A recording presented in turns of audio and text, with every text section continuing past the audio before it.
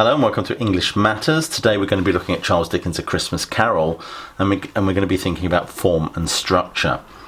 Remember your assessment objective AO2, your predominant assessment objective is all about language, form and structure.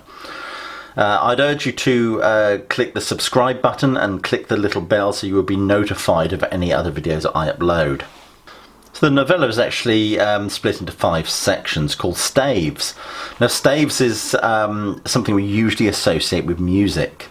It's effectively an old word for verses of folk songs. So effectively, structurally already, we're getting a link to the title, A Christmas Carol. And the middle 3 staves, effectively, they revolve around the visitation by one of the 3 famous spirits. The 3 spirit guides carry out a thematic function. First of all, we get the Ghost of Christmas Past, who represents memory. Then we get the Ghost of Christmas Present, who represents charity, empathy, and the Christmas spirit. Then the Ghost of Christmas Yet to Come, who represents the fear of death. Now, the Ghost of Christmas Yet to Come is very much drawn from the figure of the Grim Reaper, that figure from medieval mythology that's supposed to be reap souls when people die. Now, interesting, critics argue whether or not this book is a secular story, i.e. a non-religious story, or whether it is in fact a Christian allegory. It might be helpful to think about where Dickens is in terms of his faith. I mean, I know this really comes into sort of context, but he would have been High Church Anglican. He certainly wouldn't have been Catholic.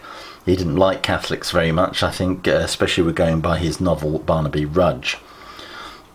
Anyway, Scrooge, with his bar humbug attitude, effectively he embodies all that dampens the Christmas spirit: greed, selfishness, indifference, and a lack of consideration for one's fellow man. And structurally, of course, each ghost's tale functions as a kind of mini parable. Christmas Carol advances the Christian moral ideals associated with Christmas, i.e. generosity, kindness, and universal love for your community. The book also offers a distinctly modern view of Christmas, less concerned with the solemn religious ceremony and defined more by joyous traditions, the sharing of gifts, festive celebrations, and displays of prosperity. Now, of course, the opening stave of A Christmas Carol sets the mood. Structurally, that's quite interesting. It describes the setting and introduces many of the principal characters. It also establishes the novel's allegorical structure. Of course, allegory is a type of narrative in which characters and events represent particular ideas or themes and relies heavily on symbolism. In this case, of course, Scrooge represents greed, apathy, and all that stands in opposition to the Christmas spirit. Bob personifies those who suffer under the Scrooges of the world, the English poor. And Fred serves to remind readers of the joy and good cheer of the Christmas holidays. So you could argue that this novel is very allegorical, and that the characters in themselves represent a specific idea or theme in many respects. So we think about another structural feature that's quite important, and I know AQA do like to people talk about this, of course, is narrative voice. Of course, we get the intrusive narrator, which was very much a feature very popular with sort of 19th century fiction, and especially with Dickens. You get this very intrusive first-person narrator, this very avuncular figure in many respects. And you get the impression of a story that's being read aloud. So structurally, that's quite interesting. The fact that the intrusive narrator links into that idea of a story being read aloud. Like, of course, the Victorian tradition of telling ghost stories. The first-person narrative conveys a strong, sometimes ironic, authorial voice with a sense of direct personal address from Dickens to his reader. Dickens does this quite often. He addresses his reader directly. So the narrator encourages us to reject Scrooge's worldview. So that's interesting structurally, is the function of the narrator. So the narrator there is there to encourage us to reject Scrooge's worldview and serves as a vehicle for Dickens' own political concerns regarding social reform. criticism of the 1834 Poor Law and a rejection of the economics and population associated with Thomas Malthus. I'll be doing a little video on Christmas Carol in context coming very soon, which I will talk about this in more detail. So that's interesting. You think about structurally the importance of narrative voice. You think about structurally how the novel could be seen very much in an allegorical sense. Also, as well as thinking about the novel, how it's structured in terms of how it's split up into staves, what is the function of each stave? How does it advance the narrative? How does it move Scrooge forward in many respects towards his reformation? So we think about narrative function of the characters. What function do the characters serve? Scrooge, he is an allegorical figure representing greed, apathy, and all that stands in opposition to the Christmas spirit, as I've said. He represents attitudes that need to be changed as far as Dickens is concerned. Not only changed, but reformed. His name seems to... Dickens loved the names. He felt that names had a very rich sort of comedic value. So obviously his name, often names do mean something in Dickens. So his name seems to have been formed by merging of the verbs to screw and to gouge. To screw in Victorian times would mean something very different to what it means today. Of course, today it has sort of slang sexual connotations, but to screw and to gouge means to sort of squeeze something out of somebody. So then we get Marley. Of course, Marley is in very much... he's kind of like a purgatorial spirit. I don't mean literally he's in purgatory in terms of what the Catholic Church believes. Dickens would not have been a Catholic. But he's a purgatorial spirit in the sense that he's suffering. He's been made to suffer for the life he has led, for the sins he committed in his lifetime. Those sins being no engagement with his fellow man, no engaging with charity, mercy, forbearance, as he says. But Marley's a purgatorial spirit who reiterates Dickens' message of concern for the poor. Mankind was my business.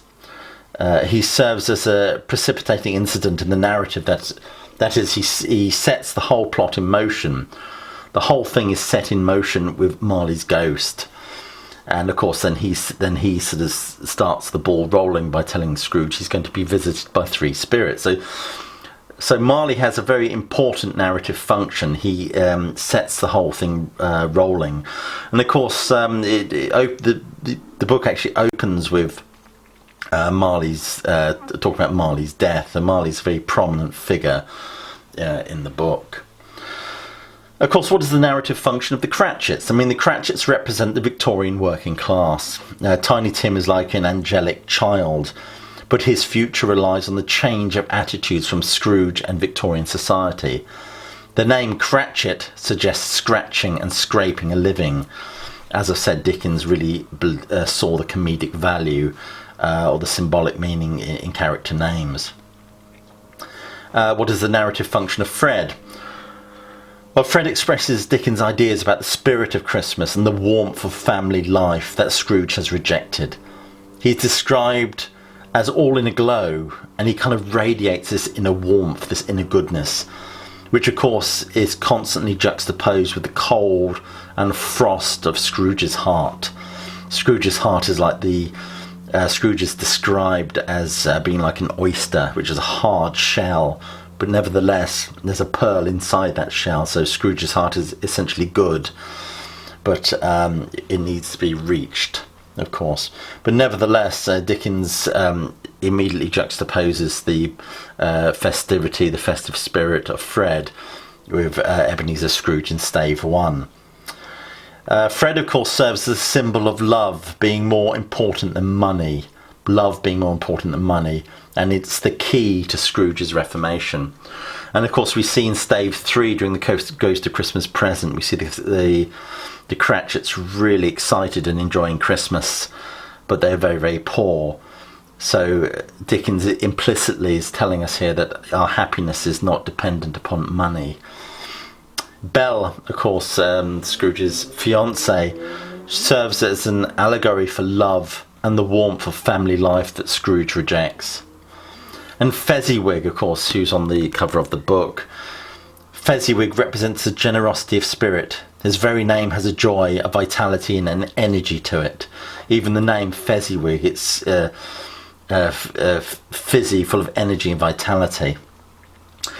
Now, interesting, of course, in the film version of A Christmas Carol starring Alistair Sim, they flesh out the narrative, and they actually have Scrooge and Jacob Marley bankrupting Fezziwig and buying his offices from him. Of course, that's not in the book.